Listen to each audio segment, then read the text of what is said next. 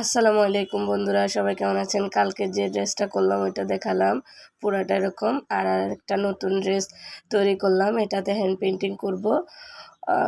আপনাদের সাথে একটু শেয়ার করলাম। দেখেন আমার দুই বাচ্চা খেলতেছে।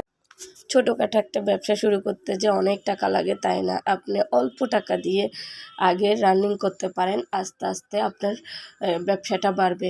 এটা হলো আপনার ইচ্ছার।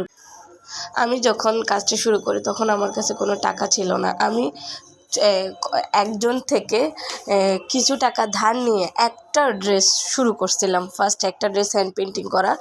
তারপর ওই কাজটা করার পরে দেখতেছি আমার কাজের অনেক ভালো হয়েছে, এমন আমার কাজগুলো সেল হয়ে যাচ্ছে। একটার পরে আমি দুইটার পরে তিনটা, এরকম করতে করতে আমার ব্যবসাটা একসময় খুব ভালো জমজমাট হয়ে গেছে।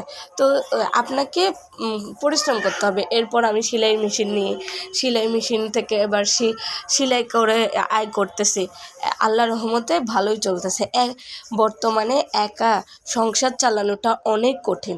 দুইজন যদি অল্প অল্প ইনকাম করে সংসারটা সুন্দর মতো চলে।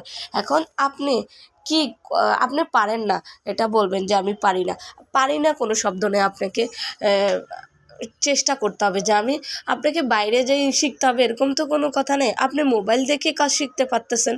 মোবাইলে কী দেখাচ্ছেন আপনি বলেন? সেলাই কাজ আমি ইউটিউব দেখে শিখছি, হ্যান্ড পেন্টিং আমি ইউটিউব দেখে শিখছি। এগুলো আমি ওখান থেকে শিখে আমি নিজে চেষ্টা করছি, অনেকগুলো আমার নষ্ট হয়েছে। এরপরে কিন্তু আল্লাহর রহমতে এখন আমি সব কিছু সেলাই করতে পারি।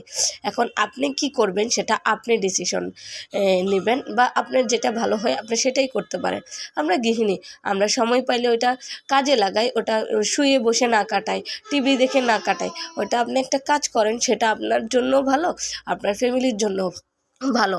এমনকি আপনার দুইটা টাকা আয় হলো, আপনার নিজের হাত খরচটা আপনি নিজে চালাইতে পারলেন।